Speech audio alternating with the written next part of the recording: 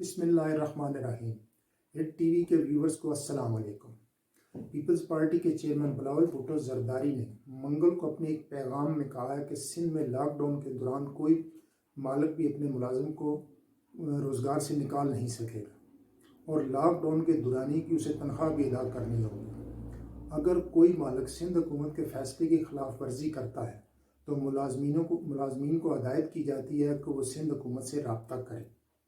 ہم سب مل کر ایک قوم ہو کر کرونا وائرس سے مقابلہ کر سکتے ہیں، لہٰذا میری وفاقی حکومت سے اپیل ہے کہ وہ اس کرونا وائرس کی جنگ میں سندھ حکومت کا ساتھ دیں، اور میری تمام مخیر حضرات سے اپیل ہے کہ وہ غریبوں کی مدد کے لیے سندھ حکومت کا ساتھ دیں۔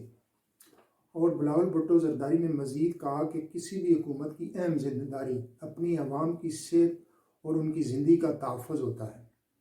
کرونا وائرس پوری دنیا میں پھیل رہا ہے، اس سے کثیر تعداد میں لوگ متاثر ہو رہے ہیں اور لوگ بیمار اور ہلاک بھی ہو رہے ہیں۔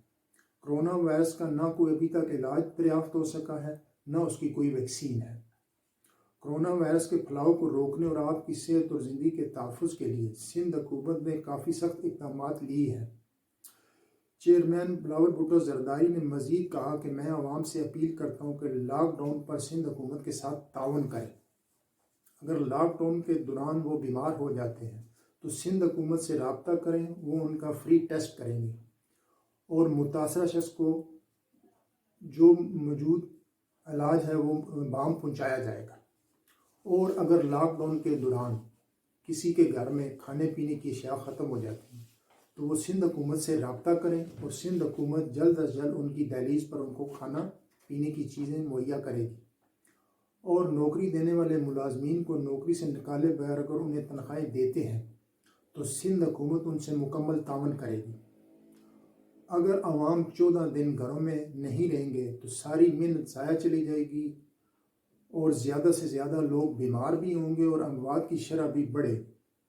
آخر میں چیئرمین بلاول بھٹو زرداری نے عوام سے اپیل کرتے ہوئے کہا کہ سندھ حکومت سے مکمل تعاون کریں، اپنے گھروں تک محدود رہیں، اپنی اور دوسروں کی صحت اور زندگی کا خیال رکھیں۔ آخر میں ہٹ ٹی وی کے ویورز کو التماس کروں گا کہ وہ ہمارے اس ویڈیو کو لائک کریں، ہمارے چینل کو سبسکرائب کریں اور کمنٹس باکس میں اپنے خیالات کا اظہار کریں اور بیل آئیکن پر ٹچ کریں کہ تاکہ آنے والی ویڈیو ان کو بر وقت مل سکے۔ شکریہ، اللہ حافظ۔